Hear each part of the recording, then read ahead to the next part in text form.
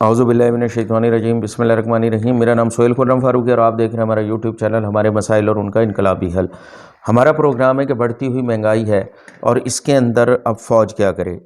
ہم یہ فوج، عوام اور حکومت مل کے ہی اقدامات کرتے ہیں تو کوئی بڑے ٹارگٹ کو اچیو کیا جاتا ہے۔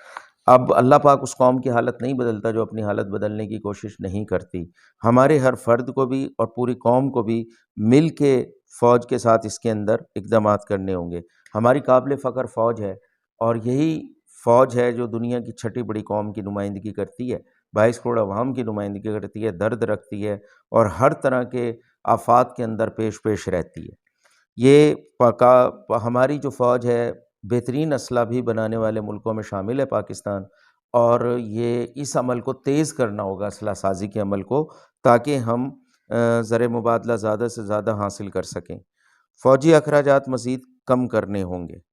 ملکی دفاع کے لیے جو بھی چیزیں امپورٹ کی جاتی ہیں ان کو ملکی سطح پر تیار کرنے کی کوشش کی جائے۔ فوجی دستوں کو دور دراز بنجر علاقوں میں بھیجا جائے تاکہ وہاں پہ کاشت ممکن بنائی جا سکے اور اجناس اگائی جا سکیں۔ فوجی فاؤنڈیشن سولر پینل ملکی سطح پر تیار کرے، کیونکہ فوجی فاؤنڈیشن کی بڑی خدمات ہیں اور یہ وہ فوجیوں کا پیسہ ہوتا ہے جو ملک میں رہتے ہیں، باہر نہیں جاتے، اور اسی پیسے سے وہ مل کے کوئی کمپنیاں وغیرہ بنا لیتے ہیں۔ فوجی دستوں کو گوادر سے کراچی تک ناریل کی کاشت کے لیے بھی استعمال کیا جائے۔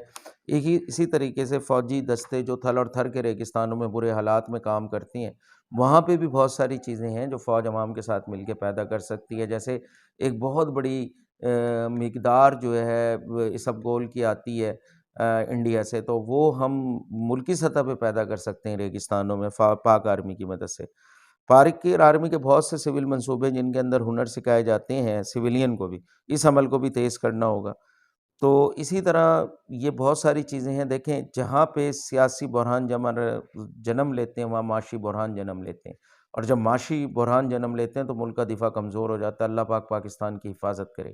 پاکستان زندہ باد، پاک فوج پائندہ باد۔ آپ کا خیر اندیش سہیل خرم فاروق۔ چینل لائک کریں، سبسکرائب کریں۔ آپ کا بہت شکریہ۔ اللہ حافظ۔